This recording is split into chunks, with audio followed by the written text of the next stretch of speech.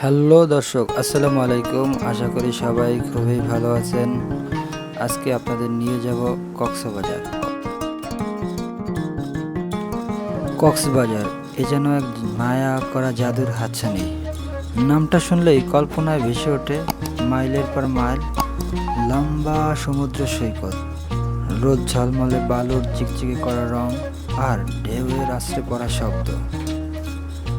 একদিকে পাহাড়, মাঝে মেরিন ড্রাইভ এবং তার পাশে বাংলাদেশের একমাত্র সমুদ্র সৈকত বঙ্গোপসাগর। আর এসব কিছু মিলিয়েই আমাদের বাংলাদেশের সবচেয়ে বড় সমুদ্র সৈকত কক্সবাজার। আমাদের এই ভিডিওটি যখন মনের চোখ দিয়ে দেখবেন, এই ভিডিওর মাঝে অসম্ভব সুন্দর সুন্দর দৃশ্যগুলো দেখতে পাবেন। আমাদের যাত্রা হয়েছিল ঢাকা থেকে। ঢাকার আরামবাগ থেকে রাত্র 1টা বাজে আমরা রওনা করি কক্সবাজারের উদ্দেশ্যে। আমরা পৌঁছে গিয়ে বিকাল 4টা বাজে। তা আমাদের 16 ঘন্টার একটা লম্বা জার্নি ছিল। আমার মনে হয় না কারো এত টাইম লাগার কথা। কক্সবাজার ঢাকা থেকে কক্সবাজারে এত সময় লাগার কথা না, কিন্তু আমরা যে বাসটায় যাই ওইটা খুব ধীরে ধীরে চলছে। আমি একটা সাজেস্ট করি যে কেউ যদি কখনো কক্সবাজার রুটে যাতায়াত করেন অথবা কক্সবাজার ভ্রমণ করতে যান, আপনারা রিল্যাক্স বাসে করে কখনো কক্সবাজার যাবেন না। যদি যেতে হয় হানিফ অথবা শ্যামলী অথবা অ্যানা অথবা গ্রিন লাইনেও যেতে পারেন। এই বাসগুলো এই রুটে খুব ভালোই স্পিডে চলে। তো আমাদের যেতে যেতে অনেক সময় লেগে গেছে। আমরা সারাদিন সারা রাত অনেক জার্নি করে কক্সবাজার পৌঁছেছি। সবাই অনেক টায়ার্ড ছিলাম, যার কারণে আসার পরে ভিডিওগুলো আমরা দিতে পারিনি। তো পরের দিন সকালে আমরা মেরিন ড্রাইভের উদ্দেশ্যে রওনা হলাম। আমাদের গন্তব্য কাঁকড়া বিচ। তো মেরিন ড্রাইভে যাওয়ার পথে পাশের বিচটা দেখতে খুবই সুন্দর। এইখানেই হচ্ছে প্যারাসিলিং করায়। তো আমরা ওইখানে একটা ড্রোন শট নিলাম। যে সমুদ্র সৈকতটা এইখান থেকে অনেক সুন্দর লাগে। রোদের আলো যখন বালিতে পড়ে ঝলমলে যে রংটা দেখা যায়, দেখার মতো অনেক সুন্দর একটা দৃশ্য।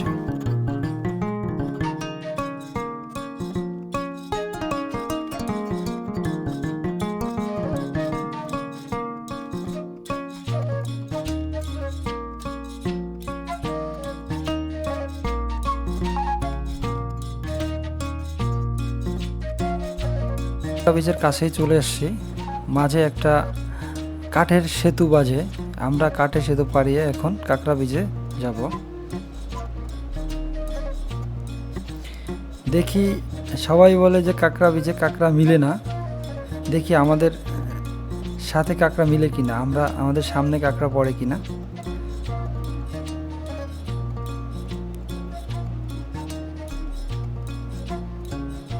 এখানে অনেকেই আসে কাঁকড়া বিচে, অনেকেই আসছে কাঁকড়া দেখতে, লাল কাঁকড়া।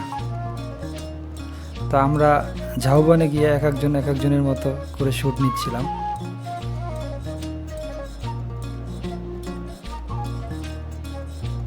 আমার মোটা বন্ধু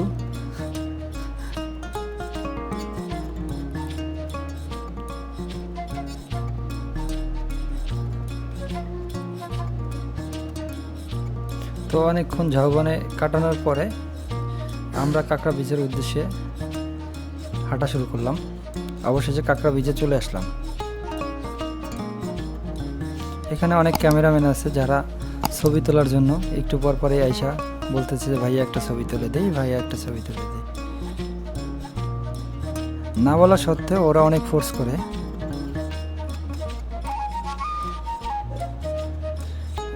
নিজেকে মনে হয়েছে যে সমুদ্রের পানিতে একটু পা ভিজাই, কিন্তু জুতা পরার কারণে আর সেটা সম্ভব হয়ে ওঠে নাই।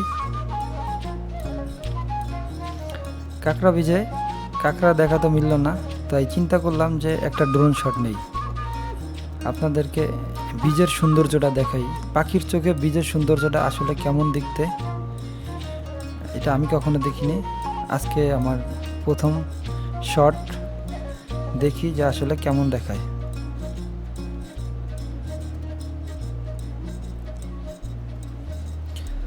সমুদ্রের চারপাশে উত্তাল ঢেউ দেখতে খুবই সুন্দর লাগে।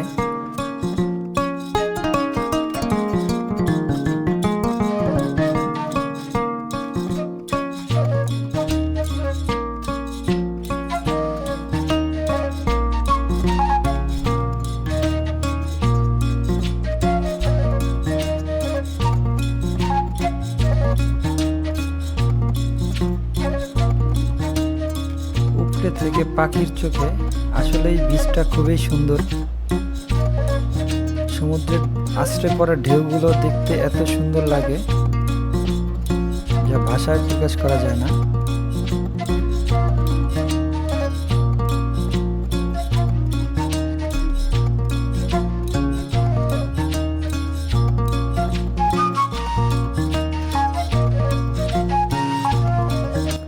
খুবই সুন্দর একটা পরিবেশ।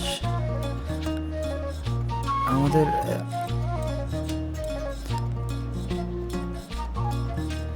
এখানে এসে অনেকেই লাভ আঁকে সমুদ্রের পাড়ে বালিতে, যে যার মনের মানুষের নাম লিখে যায়, একটা স্মৃতিচিহ্ন রেখে যায়।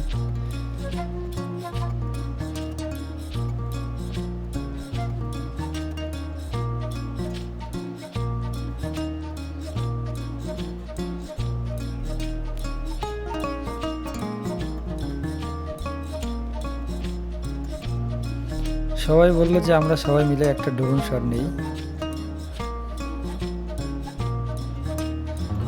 অবশেষে আমরা তো আমাদের কাঁকড়া দেখা মিলল না, তো আমরা এখন কাঁকড়া বীচ থেকে রওনা হলাম।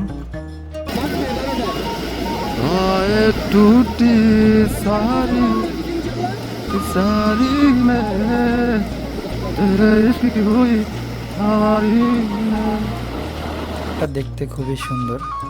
ইচ্ছা ছিল যে পাহাড়ের চূড়ায় উঠি, কিন্তু সময়ের অভাবে আর উঠতে পারিনি। যদি আবার অন্য কোনো দিন আসি তখন পাহাড়ের চূড়ায় উঠে একটা ড্রোন শট নিব।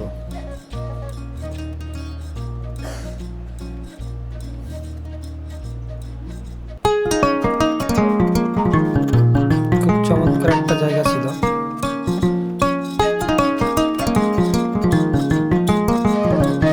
সবাই ভালো থাকবেন, সুস্থ থাকবেন।